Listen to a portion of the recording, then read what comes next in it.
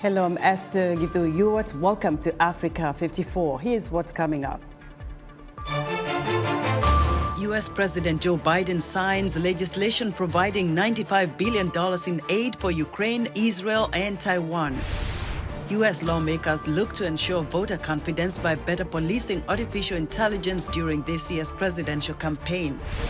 And in our technology report, VOA's Paul Diho speaks to Seth Ogoye-Ayim, CEO and founder of the Bountiful Technologies company, as final preparations begin for a robotics championship.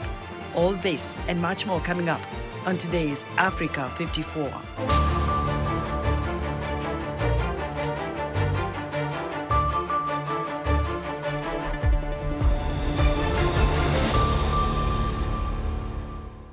After years of political wrangling and court battles, British lawmakers have passed legislation which the government hopes will allow it to deport asylum seekers arriving in small boats across the English Channel to Rwanda for processing. As Henry Ridgwell reports, the dangers of the migrant crossings were underlined just hours after the law was passed. A grim reminder of the dangers of the migrant journeys across the English Channel. 5 people died, including a young child, when an overloaded inflatable dinghy carrying migrants got into difficulties off the French coast Tuesday morning. French authorities say 112 people were on board. Despite this complex and delicate situation, 57 people who were still in the inflatable boat remained on board. Not willing to be rescued, they managed to restart the engine and decided to continue their sea route towards Britain. Such is the determination of migrants to reach Britain. Over 6,300 people have made the journey in small boats so far this year. The tragedy came just hours after British lawmakers passed legislation aiming to send to Rwanda all asylum seekers arriving across the English Channel. Migrants would be processed in Rwanda and have no right to return to Britain, even those granted refugee status. The legislation effectively orders the courts to ignore existing British laws or international treaties that could block the deportations. It's not yet clear if further legal challenges could delay the flights. British Prime Minister Rishi Sunak said the prospect of being sent thousands of kilometres away to Rwanda will deter migrants from making the journey to Britain. The first flight will leave in 10 to 12 weeks. Now, of course, that is later than we wanted, but we have always been clear that processing will take time. The government argues the policy is moral, as it aims to end the dangerous journeys operated by people smugglers. But the United Nations called for Britain to rethink the legislation. By shifting the responsibility for refugees, reducing the UK court's ability to scrutinise removal decisions, restricting access to legal remedies in the UK, and limiting the scope of domestic and international human rights protections for a specific group of people, this new legislation seriously hinders the rule of law in the UK, and it sets a perilous precedent globally. Under the deal, Britain is paying Rwanda at least $458 million over 5 years, with extra payments on top worth tens of thousands of dollars for each migrant sent to the country. The opposition has called it an expensive gimmick that won't work. The passing of the legislation after years of delay is a political victory for Prime Minister Rishi Sunak. Whether the policy deters migrants from making the deadly journeys across the English Channel remains to be seen. Henry Ridgwell, VOA News, London. The Pentagon is confirming the start of talks for an orderly withdrawal of its forces from Niger.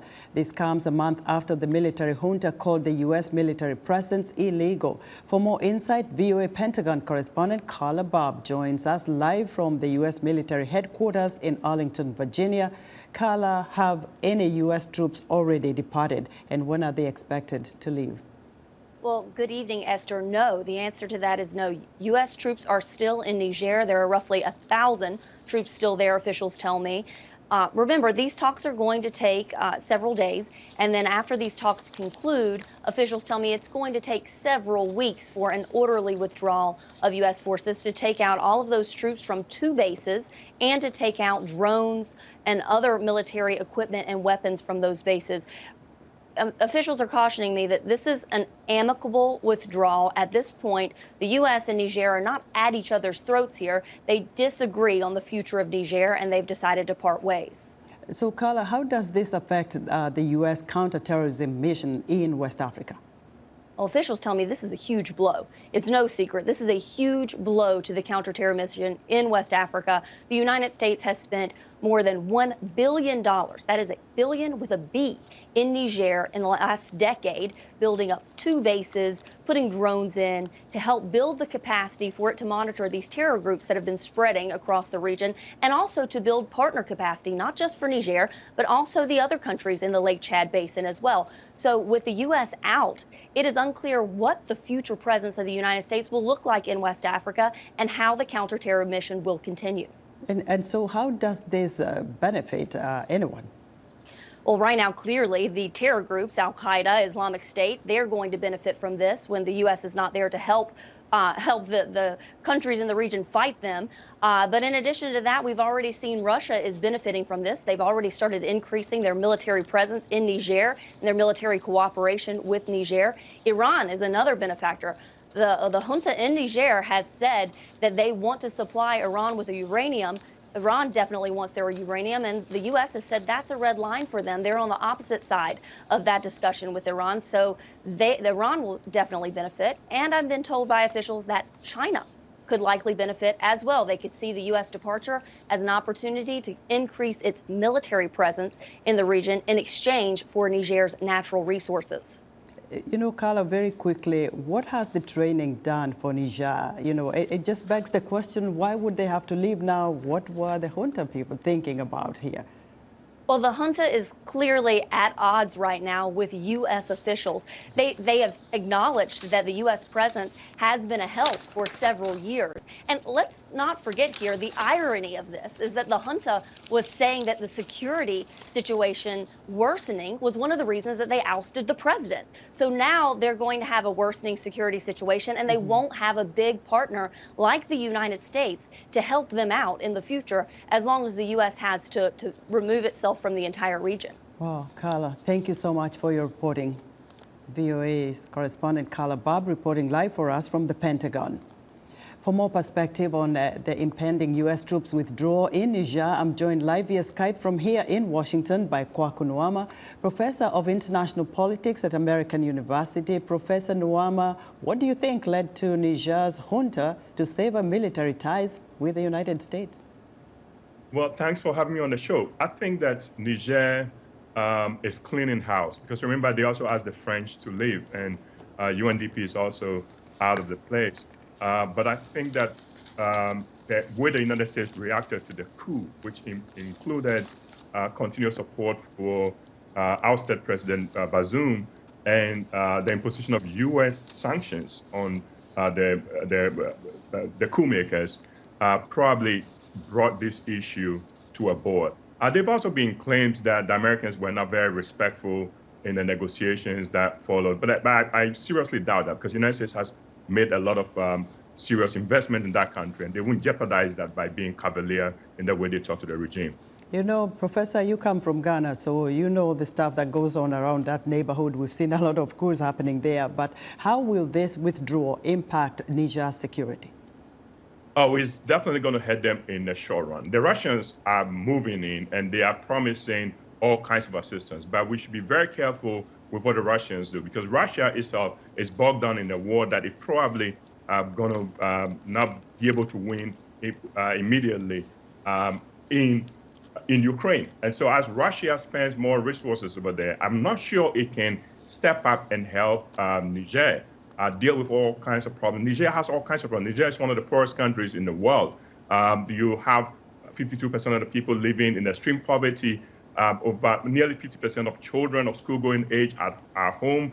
They have all kinds of problems. Last year, the United States, for example, gave them about $260 million in aid. That money is now gone. So unless the Russians can step up and provide these kinds of support beyond the security guarantees, Niger is still going to have problems. There's still going to be jihadist problems. There's going to be economic problems. And those are the things that bring insecurity.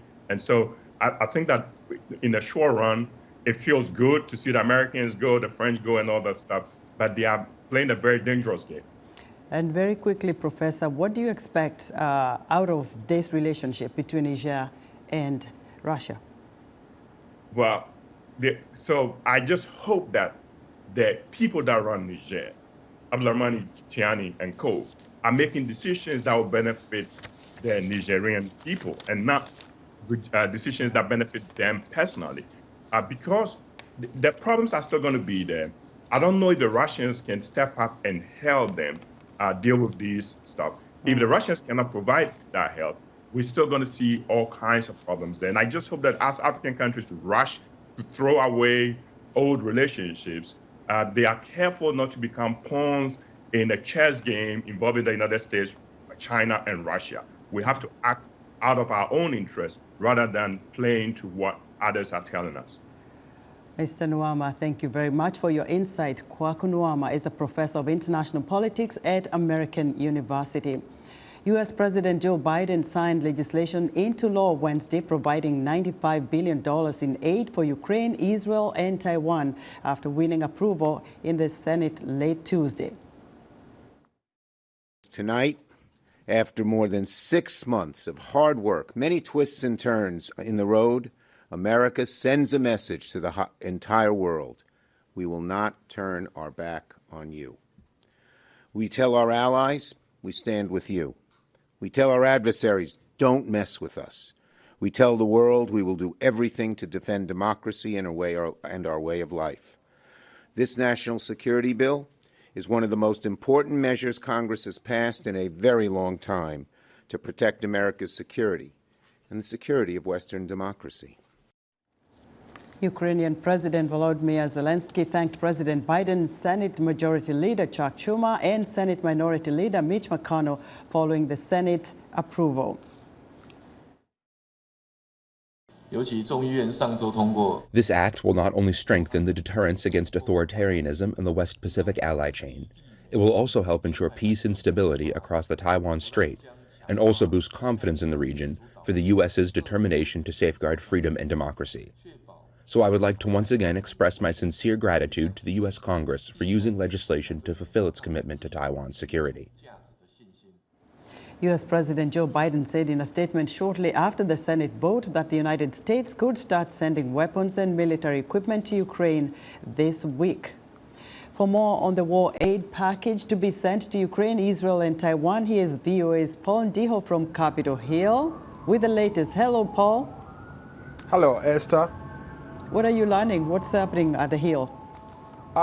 This is certainly a moment of joy. A lot of lawmakers are excited to the fact that President Joe Biden has signed this legislation into law. What a lot of people thought would not happen has finally happened. And as we are speaking right now, aid, I'm being told, is going to Ukraine. So this is an incredibly happy moment for all the people here in the United States, including all the politicians. One of the other big things, Paul, that is happening and exciting a lot of people in different ways is the legislation about TikTok. What does this mean for the popular app, TikTok? Well, this is going to be interesting going forward. What this means is TikTok has up to 9 months to either divest or sell all its assets to a US-run company. To put it in context for you, think of it like a Russian entity or a Chinese entity running Facebook or Snapchat. So this is what TikTok is all about. It's about national security. It's about surveillance. China prides itself as the surveillance giant of the world. So they monitor everything. Now, the lawmakers here are concerned that if China lands on American data or people who are using TikTok here in America, it could be a goldmine for them. So that's why the legislators rushed to ban this TikTok. And Paul, how is TikTok responding to this news? Obviously, they're not going to go down without a fight. I can guarantee you that they are going to go to courts. This might drag on all the way to the Supreme Court. But what they are currently saying is that, first of all, they say that they have never shared any data with the Chinese government, and all the data that they have here in the United States is stored in the United States. But they are likely to push this through the court systems here. And how about Americans, millions of Americans who use TikTok? How is this going to affect them? Great question, Esther. This is incredibly important for a lot of young people. You have over 170 million young people on TikTok. People use it for all sorts of things. There are people who produce content for TikTok. They get paid. There are people who have started businesses on TikTok. All these people are going to suffer in one way, shape, or another. Come maybe 6 months, 9 months to a year down the road once the ban becomes effective. But here is what I think is going to happen. I think this thing is going to go through the courts, and the courts will probably rescind this. And the only way it can affect these people is through the election. The elections are coming up, and these young people might decide to give a protest vote because of the U.S. government banning TikTok. Paul, thank you so much for your excellent reporting. VOA's Paul Ndiho reporting live for us from Capitol Hill. Still to come, policing the use of artificial intelligence. Stay with us. This week on Straight Talk Africa, the International Monetary Fund says economic recovery is slow and incomes in sub-Saharan Africa fell further behind the rest of the world. How does this affect the life of citizens in Africa? Join me, Vincent McCory, and my guests for an in-depth discussion on sub-Saharan economics on the next Straight Talk Africa.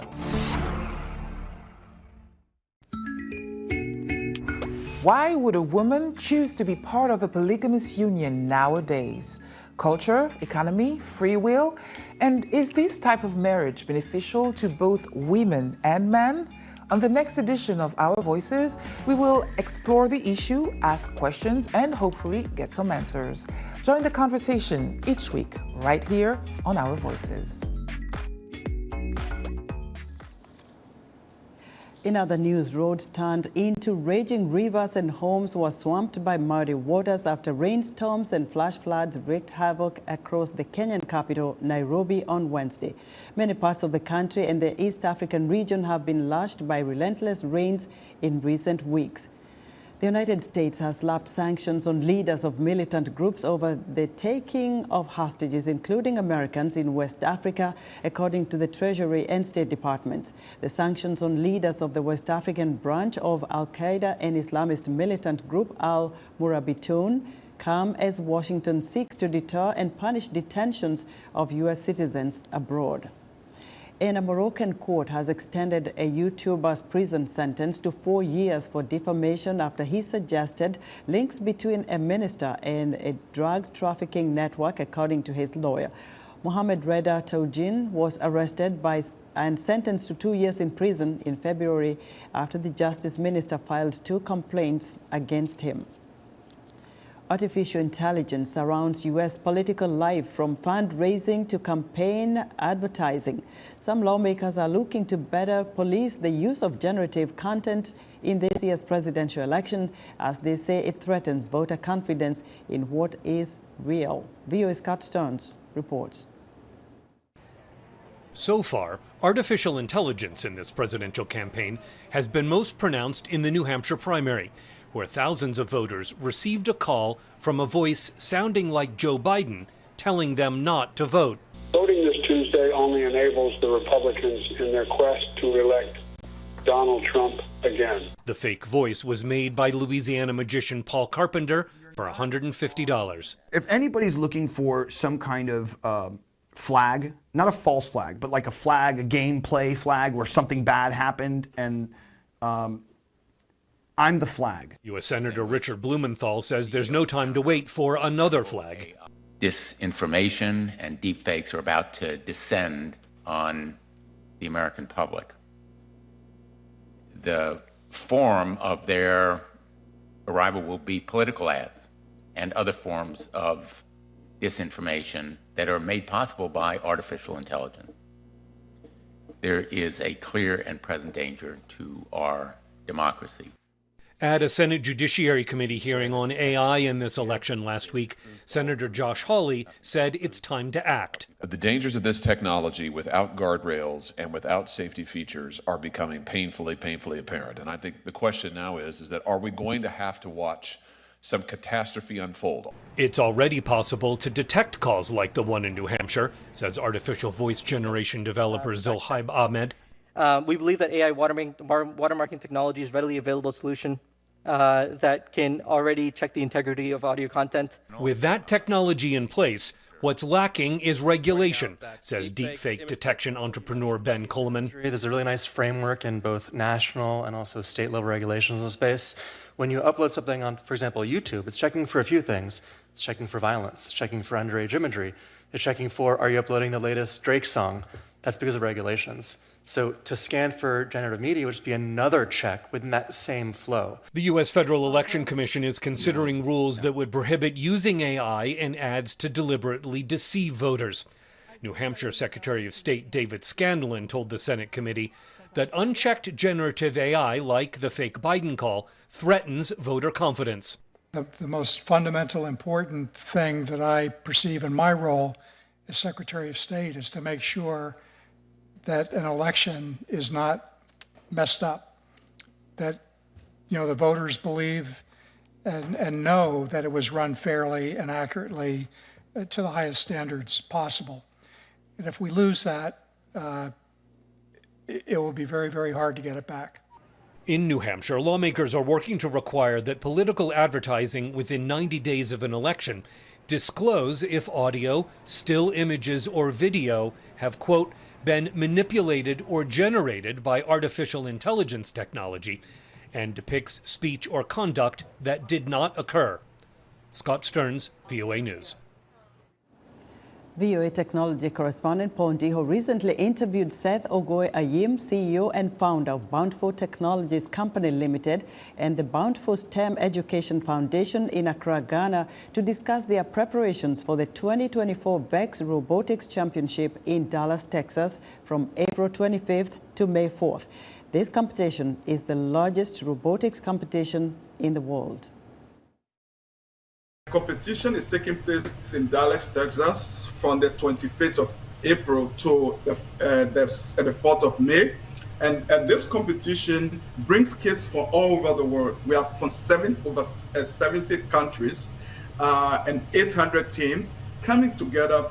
The kids are having different challenges they're going to be working on, different projects.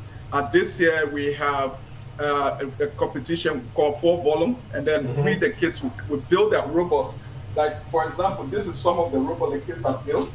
They have built different robots that they're going to use for their competition. And this this one like this, as you see, this is for high school. These are the high school teams. Nice. They build this, and they are using what we call the engineering design process. The kids are learning to have a structured thinking.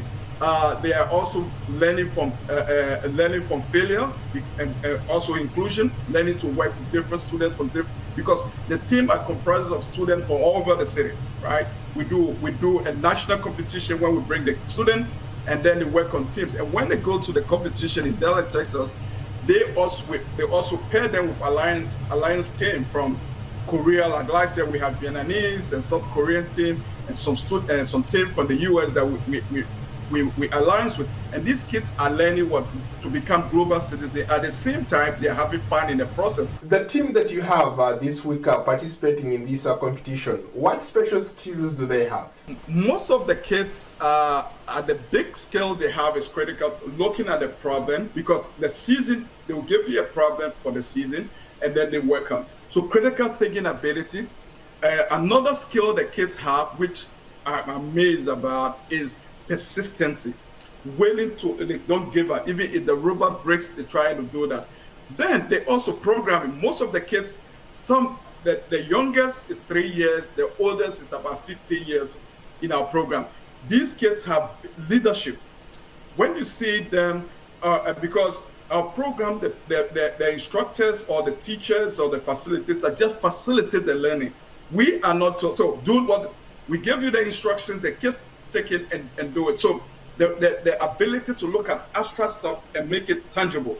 So the kids have that. And then most important skills we've seen over the years is for the students to be able to work with different students from different backgrounds. And they're perseverance, they are persistent, they are not just going in there to get their award. They are going in there to build, to learn from their experience, to be able to get become a tech leader and contribute up to their societies. And that you will be amazed if you get one of this on the TV and you see what they will be telling you. You just say, wow, what is happening? And that effective communication skills the kids are also developing. How did you get into this? How did you get started trying to, give these young people skills that could potentially help them to become better citizens and maybe contribute to their countries? We started with a weekend camp where you just bring your kids in, we teach them programming, from scratch programming, design thinking, running through the engineering design process with robotics and all of that. And this caught traction.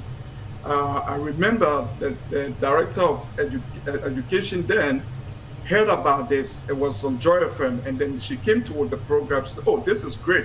I would like you to see the minister in the schools." Meaning that it was something that was a hobby, right? Just to help the kids getting out there. And then we found out that it's an opportunity to impact a lot. So we started working with private schools. As of today, we are in about 30 private schools and in 5 school districts. We now decided that, okay, we will work with teachers. Instead of us, because we may not be around, why don't we empower teachers? So that is where we start focusing on teachers in public school, especially areas that have limited resources, or I can say underserved community. We train the teachers, and then we go out there and we train over 150 teachers.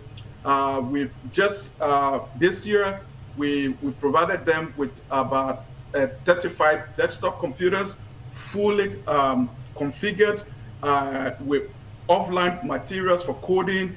For the science of reading, we had opportunity with Reading Horizons that they are currently in the country introducing the science of reading to help kids in K3 up to high school.